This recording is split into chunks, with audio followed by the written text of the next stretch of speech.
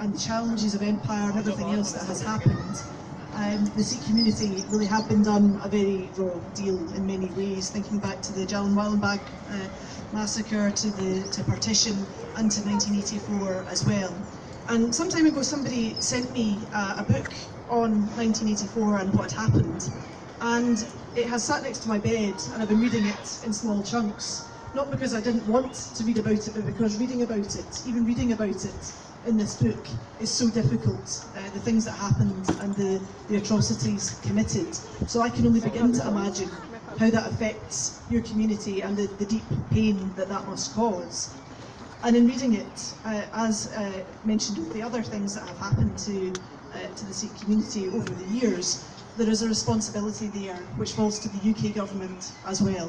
All the way through this and to the issue of Jagtar Singh Johal just now, there is a responsibility to the UK government to do more, to apologise, to hold to account, and to recognise their part in all of the things that have happened.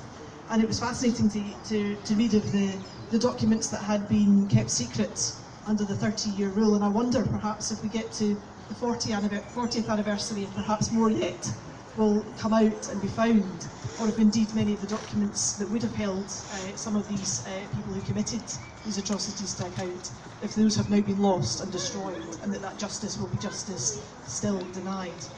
So you have my commitment as local MP for this area, for covering, I'm delighted to cover 3 of the city's 4 Gurdwara in my constituency.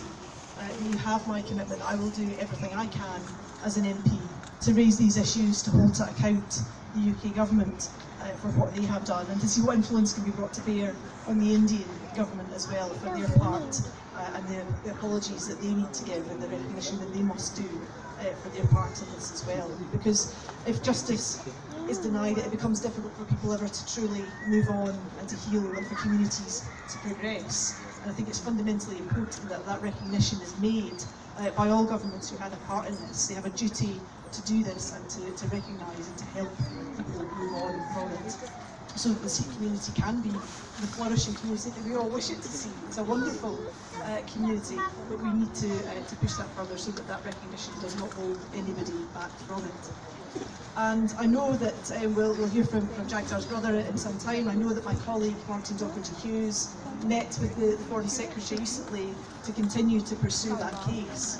Because as this thread that runs through all of this, if there is a thread that ties Jagtar to 1984 as well, that is something that continues to be that we cannot move on and we cannot see justice. And I hope very much that the work that everybody is doing in their activism to support Jaggy, the work that Martin Docherty-Hughes is doing to put pressure on the UK and Indian governments on this, that this will eventually bear fruit, and that he can join us here the next time that we gather before too much time passes, because too much time has already been lost for Jaggy and his family.